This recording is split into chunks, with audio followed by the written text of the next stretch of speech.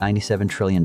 That's how much governments around the world currently owe, not corporations, not households, just governments. If you stack that in $100 bills, it would reach past the moon, twice. Now here's the part nobody talks about. Most of that money is owed to ourselves. Countries borrowing from their own citizens, their own banks, their own central banks, their own pension funds, which raises an obvious question that almost nobody asks out loud. If a country owes money to itself, does it ever actually have to pay it back? And if it doesn't, if this whole system runs on the assumption that the bill will be rolled forward forever, what happens when someone finally calls the bluff?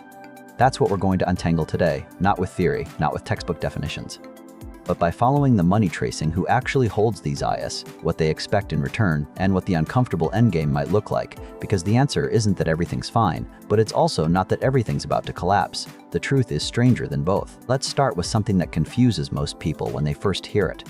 When a government goes into debt, it doesn't call up a bank and ask for a loan, not like you or me. Instead, it issues bonds. These are essentially IOUs with a promise attached: give us money today, and we'll pay you back later, with interest. Simple enough. The question is, who buys those IOUs? And the answer is where things get interesting. Take the United States. Right now, the federal government owes roughly $34 trillion. That number moves every second, so by the time you finish watching this, it'll be higher. But here's the breakdown most people don't see. About 24% of US debt is held by foreign governments and investors. China and Japan are the biggest. You've probably heard about that. Politicians love to wave it around as a threat. China owns us, they say. They could crash our economy tomorrow. Except that's not quite how it works. China holds around $75 billion in US Treasury bonds. Sounds enormous until you realize that's less than 3% of total US debt. Japan actually holds more, and neither country can dump those bonds without destroying the value of what they're selling. It would be like trying to sell your house by setting it on fire first. But here's the real twist. The biggest single holder of US government debt isn't China, it isn't Japan, it's the US government itself. About 21% of the national debt is held by other federal agencies: the Social Security Trust Fund, the Military Retirement Fund, the Highway Trust Fund. These agencies have surplus cash and, by law, must invest it in treasury bonds. So the government borrows from its own programs. It owes that money back to itself, and one day, at least in theory, it'll have to find a way to make those accounts whole. Then there's another player, the Federal Reserve. After years of quantitative easing and emergency bond buying during crises, the Fed now holds around $5 trillion in treasury securities. That's money the government borrowed, yes, but the Fed is technically part of the government. And the interest the Treasury pays to the Fed? Most of it gets returned to the Treasury at the end of each year. It's a loop, a closed circuit. The government pays interest on money it borrowed from itself, and then the interest comes back. If this sounds like an accounting trick, that's because it kind of is. Now let's zoom out and look at the rest of the world, because America isn't unique here. This pattern repeats almost everywhere. Japan is the most extreme case. Their government debt is over 290% of GDP. By normal measures, that should be catastrophic. Economists have been predicting a Japanese debt crisis for 30 years. And yet it never comes. Why? Because Japan owes almost all of that money to its own citizens. Japanese banks, pension funds, and insurance companies hold the bonds. The Bank of Japan owns nearly half the market. Very little is owed to foreigners. So when the Japanese government makes an interest payment, the money doesn't leave the country, it just circulates. The government taxes citizens, pays bondholders who are mostly institutions representing those same citizens, and the wheel keeps turning. It's almost like the debt doesn't exist, except it does. It's just hidden in plain sight. The United Kingdom has a similar story, so does France. Italy is a bit different, more foreign creditors, which is one reason European debt crises tend to start there. But broadly speaking, wealthy nations have figured out something that rarely gets said plainly. When you borrow in your own currency from your own people, the rules of debt change. You don't have to pay it all back, you just have to keep the system believing you could. This brings us to the uncomfortable math. Let's use the United States as the case study, because it's the largest economy and the dollar is the world's reserve currency. What happens here ripples everywhere.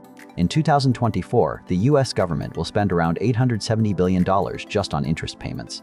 Not paying down debt, just covering the cost of having borrowed. That's more than the entire defense budget. It's more than Medicare. And it's growing. When interest rates were near zero, this didn't matter much. You could borrow trillions and barely feel the weight, but rates climbed fast. And when old bonds mature and get rolled into new ones at higher rates, the interest bill explodes. Here's the projection. By 2030, interest on the national debt will likely exceed $1 trillion annually. By 2040, it could be the largest single item in the federal budget. Think about that. The government would be spending more on debt service than on Social Security, defense, healthcare, and education combined. And still, the debt itself doesn't get smaller. It keeps growing, because the government doesn't run surpluses. It borrows more to cover last year's borrowing. This is the engine everyone politely ignores. The plan isn't to pay it back. The plan is to roll it forward forever, to outgrow it maybe, or to let inflation slowly shrink it in real terms. But that only works if people keep buying the bonds. If creditors, whether they're foreign governments, pension funds, or the Fed itself, keep believing the game will continue. And what happens if they don't? There are two kinds of default. One is loud. The other is silent. A loud default is what happened in Argentina, in Greece, in Russia in 1998. The government says, we can't pay, and creditors panic. Bond prices crash, the currency collapses, inflation spikes, the economy contracts brutally. Sometimes there are riots, sometimes governments fall, but wealthy countries with their own currencies almost never do this. Not because they're more virtuous, but because they don't have to. They have another option, the silent default. Inflation. When prices rise faster than wages and the money you're owed loses value before you ever get paid, that's a default in disguise. Say the government owes you $100,000 in 10 years. If inflation runs at 10% annually over that decade, your $100,000 buys roughly what $38,000 would today. You got paid, technically, but you lost. That's how rich countries default, not by refusing to pay, by paying in currency worth less than what they borrowed. The US has done this. In the 1940s, debt hit 120% of GB higher than today. Within a decade, it was cut nearly in half, not by paying it down, but through a combination of inflation and financial repression. Interest rates held below inflation.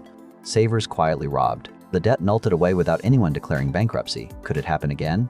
The Federal Reserve's mandate says no, they're supposed to keep inflation around 2%, stable prices, a neutral hand.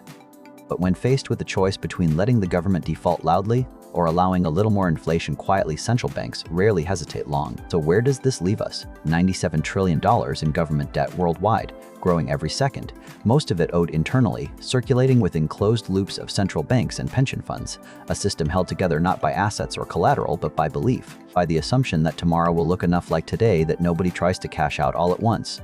In theory, this can continue indefinitely. There's no law of physics that says a country must balance its books. Japan has run deficits for decades. The US hasn't had a sustained surplus since Clinton. Markets keep buying. Life goes on. But the history of finance is littered with systems that worked until suddenly they didn't. The moment creditors lose faith, bond prices fall, yields spike, the cost of borrowing soars. What was sustainable yesterday becomes a crisis tomorrow. And once confidence goes, there's no policy fix that can bring it back quickly. The troubling part is that we don't know where the breaking point is. We know that Argentina crossed it. We know that Greece crossed it. But we don't know how much debt is too much for a country that prints the world's reserve currency. We don't know how long deficits can run before something cracks. And the people in charge don't know either. They're running an experiment in real time, trusting the machine will hold because it's held before. There's one more layer here, and it's the part that rarely gets discussed. Debt isn't just a financial arrangement, it's a social contract. When a government borrows, it's making a promise about the future. It's saying, we will collect taxes tomorrow to pay what we owe today. And that works as long as tomorrow's citizens agree to honor the deal. But what happens when the next generation looks at the balance sheet and says, we didn't sign up for this?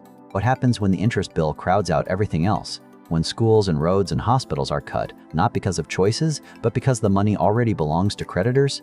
That's not hypothetical. It's already happening in cities, in states, in countries where debt servicing eats the budget alive. The people who lent the money will want to be paid. The people who owe the money will resent the burden. And the tension between those two groups has a way of becoming political fast. History doesn't offer many peaceful resolutions. Usually one side loses. Through default, through inflation, through restructuring, through crisis. The question isn't really whether governments will pay back what they owe. The system isn't designed for that. The question is who absorbs the loss when the bill finally comes due. Will it be bondholders, taxpayers, retirees counting on pensions? Will it happen suddenly, like Argentina, or slowly, like Japan's 3 lost decades? And here's the strangest part of all. The people making the decisions, the finance ministers, the central bankers, the legislators, they mostly won't be around when the consequences arrive. They're borrowing from a future they won't inhabit, which leaves the rest of us in an unusual position. We're watching a system that seems stable, that feels permanent, that has survived every crisis thrown at it so far. But we're also watching the numbers climb in a direction that can't continue forever. And nobody, not the economists, not the politicians, not the markets, can tell us exactly when forever runs out.